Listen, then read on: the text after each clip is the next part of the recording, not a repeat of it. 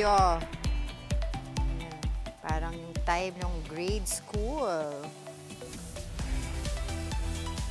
Okay, nagbabalik po ang Good Morning, kapatid! Ano ba itong nakikita nyo? Ganchilyo, syempre! Ang simpleng hobby o libangan po, pwede ng pagkakitaan. Yan po ang kwento ng isang patok na online crochet shop na ngayon po kumikita na ng 5 digits kada buwan. Kita tayo sa ganchilyo. Sabi nga po nila, negosyo yarn. Kasama po natin si Yana, owner ng Crochet by Yana. Good morning, kapatid! Good morning, Miss A. Good morning, kapatid. Grabe, nagpa-flashback yung mga ginagawa ko ng grade school ako. Huwag mo nang tanungin kung anong year yun. Okay. So, bago po ang lahat, Miss Yana, ipakita mo po muna sa akin yung dala-dala mo kasi talagang that caught my attention. Itong bouquet, yes po.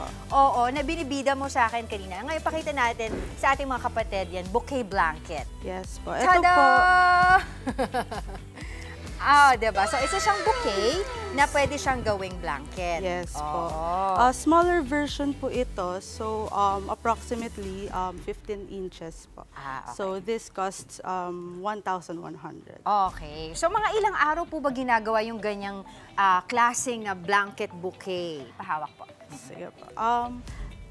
Lead time po natin dyan is 7 days to 3 weeks. Okay, mahaba-haba. Pero kasi, mga kapatid, if you look at it po, pag titignan nyo po ng malapitan, talaga naman po yung details ng pagkakaganchilyo ay intact, no? Wala siya yung maluwag, no? Pantay-pantay kung saan siya po pwede dapat na dito yung mga roses, diba? Yes, talagang po. kitang-kita po natin na talagang pinaglaanan ng panahon yung pagkaganchilyo nitong disenyo na ito. So, paano po ba kayo natutong magganchilyo? Actually po, natuto po ako video tutorials lang po nung una, and then it started nung post-pandemic era. So, hobby lang po siya. And then, ayun, nagtuloy-tuloy po. Gano'n naman daw talaga no? Minsan kung ano yung mga pinagkakalibangan mo, tapos biglang magiging negosyo mo Yes na. po. Talagang kung saan ka passionate, doon ka talaga magiging successful. So, syempre, para po sa mga kapatid natin na nag-iisip din, medyo marunong sila na magganchilyo, ano-ano ba yung mga kailangan nila to start up a business like this? Yarns po, and then yung crochet tools natin, like hooks, scissors, needles, and yun po. Now that you mentioned na ito nga yung hobby mo, nagsimula siya sa libangan mo lang at naging negosyo na. Pero bakit mo naisip na gawing negosyo yung ganitong klaseng negosyo? Dahil po hobby siya nung una, nakita ko rin po yung support ng family and friends ko po. So, dun po ako na-motivate na mag-sell online. So, sila muna yung binentahan mo Opo. at tinangkilik nila. Yes Yun ang po. maigi, no? Opo. Hindi inutang. Hindi naman po. Binili, sinuportahan. Yun ang Yes importante. Sige, pakita din natin sa ating mga kapatid itong iba't ibang disenyo na dala mo. So, ito po, we have bags here. Ito po yung puff cloud bags natin. Puff cloud. Yes po. Okay. Uy, ang ganda. O, terno siya sa akin. Tingnan mo. Pakita mo direct. O, bagay ba? Yes So, ito, malalaking klase ng thread. Tama? Yes po, Okay. ng yarn. Mga ganitong kalaking bag, magkano ito at ilang araw bago ka makatapos ang isang ganitong kalaking bag? Yung sa bags po natin, depende po kasi siya sa size and sa strap. Kung ano pong preferred strap niyo. Okay. It ranges from 600 to 1,300. Okay. Then, ilang araw yung, halimbawa, pag nag-order ako sa inyo, yung lead time? Apo. Nasa 2 weeks po. 2 weeks Apo, din. earliest na po. Okay. yun. So anyway, we also have this, yung mga coin purse ba to?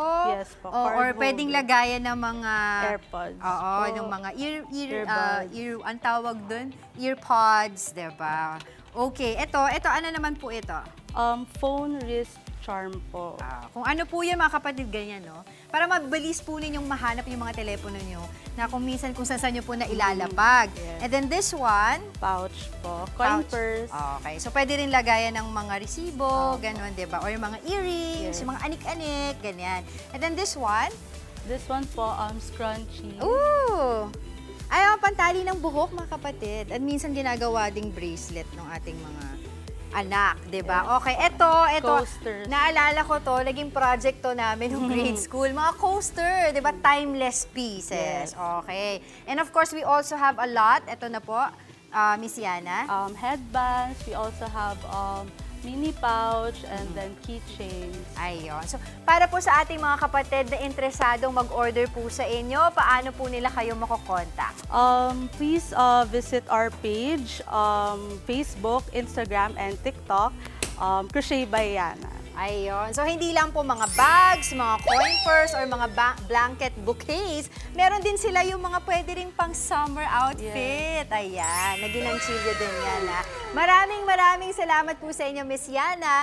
Talaga naman kahit sino pwedeng magnegosyo para lahat. Kita tayo.